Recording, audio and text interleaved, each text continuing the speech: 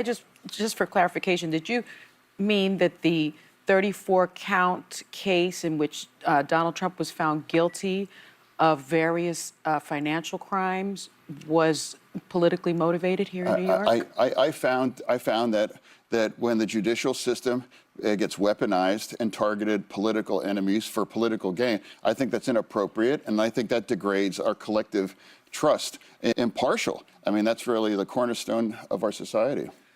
Would that... What's up, guys? Welcome back to the channel. So in this video, we're gonna watch the lunatics from The View try to get John Fetterman to push Trump derangement. So in the first part of this video, they're gonna get into discussing why he visited Mar-a-Lago and basically that he shouldn't have, essentially, is what they're trying to say. Let's get into this clip. It's hard to believe it's only been a week since the former president has retaken office. You were there at inauguration. He's been attempting to flex his power. But are you surprised by anything? I didn't even see what that was. He's wearing a similar outfit at the inauguration, and you looked great. I totally feel you. The same outfit. I get you. So, but are you surprised at anything you've been seeing, or do you anticipate that there's going to be changes that we should be prepped for that we're not thinking about? I mean, honestly, I haven't been surprised by anything now. I mean, he's been doing... I.e., she's basically trying to say, is there anything that we should be deranged about? That's what it is. Is there something else that we should be crying about? Doing essentially what he actually campaigned on that. He announced he is going to pardon the J6 individuals. He is going to absolutely go after the border. So there's a lot of things that he's already ran on. I mean, criticize a lot of it, and I don't agree with everything either, but it's undeniable he actually ran on that and been really upfront. He's like, I am your reputation, and he's, you know, kind of making those moves. So that's kind of where we're at. Early on, immediately after the election, I was like, hey, you know, we have a choice. You know, we can freak out and follow every other thing around, you know, like a cat, you know, with a laser, you know, after everyone. But I'm not that guy. I'm not going to be that Democrat. You know, for me, there's things I'm going to agree with, I'm going to disagree with, but I'm in the business of finding wins for Pennsylvania and for the nation, and engaging the president. I think I see that as doing my job. Well said. And I wanted to ask you, so you went down to Mar-a-Lago and met with the president, and he actually was singing your praises after. He said you were fascinating, impressive, a common sense person. I agree with him on that. Not a liberal or a conservative. I'm curious what your takeaway was from meeting with him, and what, if you found that there's any specific policy areas you think you can work with him on.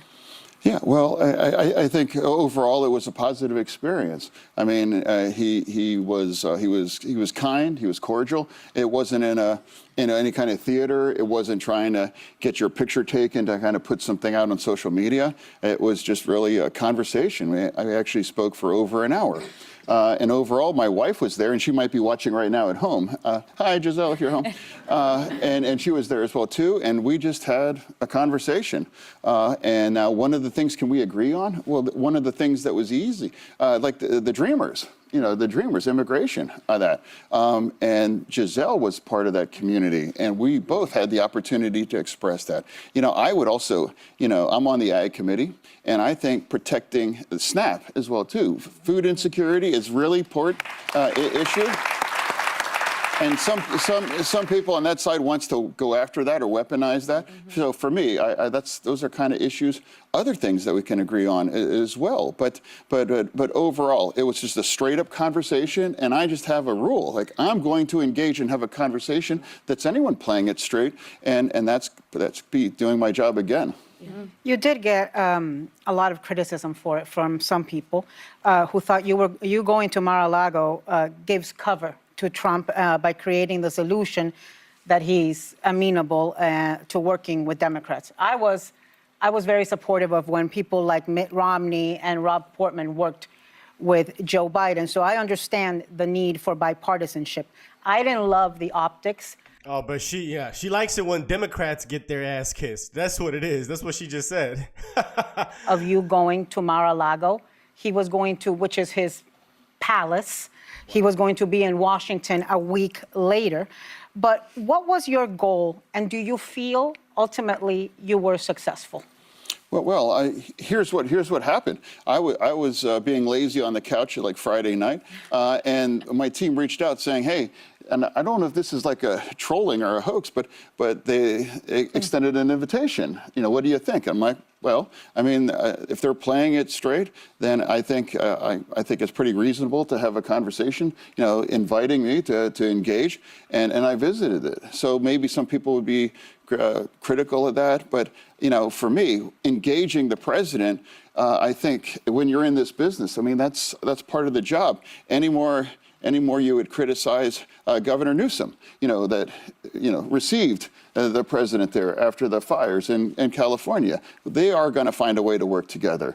I mean, that's where we are. And I hope maybe you are watching are tired of just like the venom and the hate. And it's like, I'd like more bipartisan kinds of things. And you are going to agree with things and you're going to disagree on things.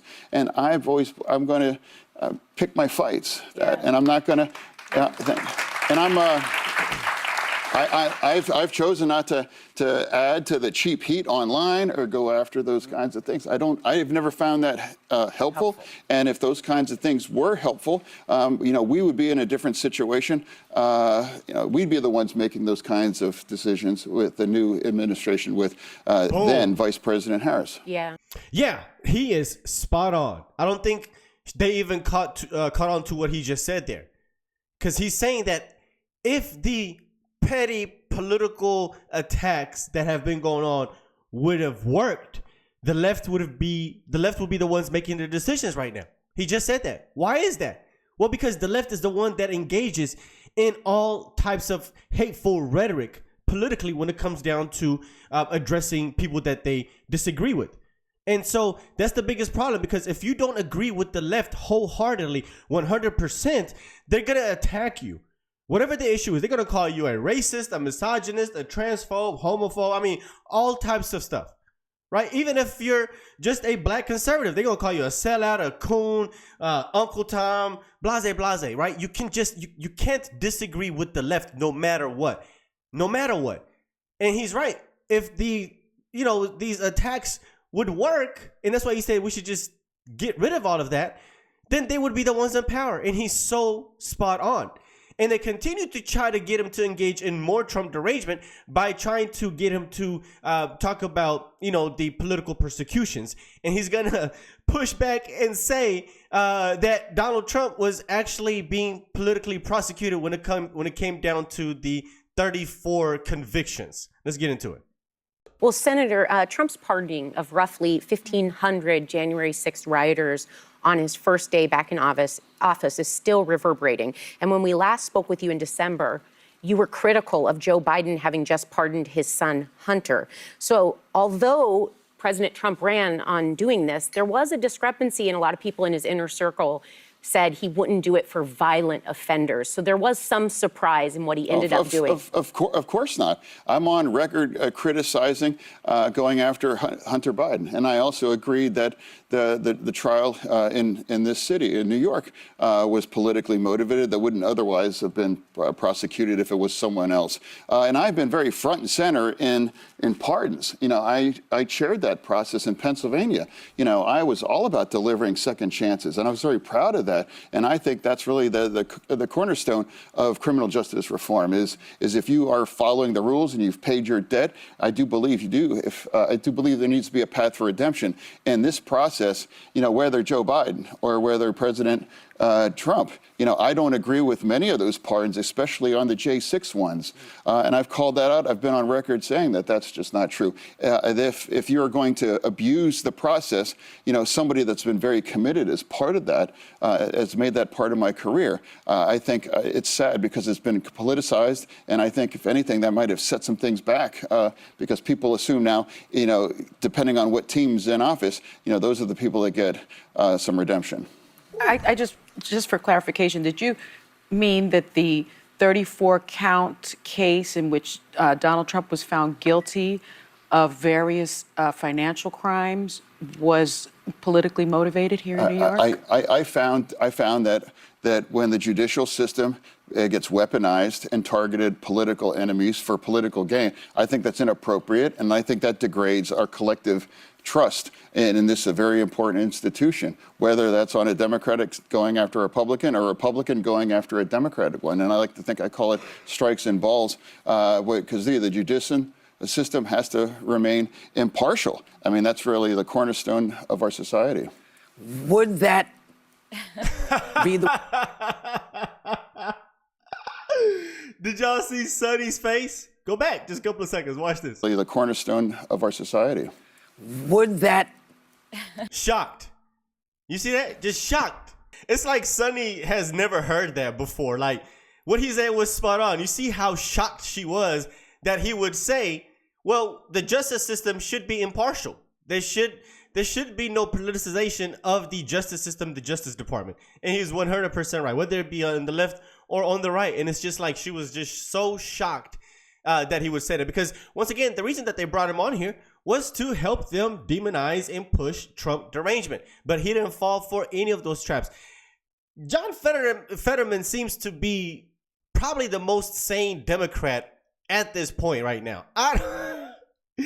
That is really crazy to say, but yeah, he seems like the only one that has any type of sense here.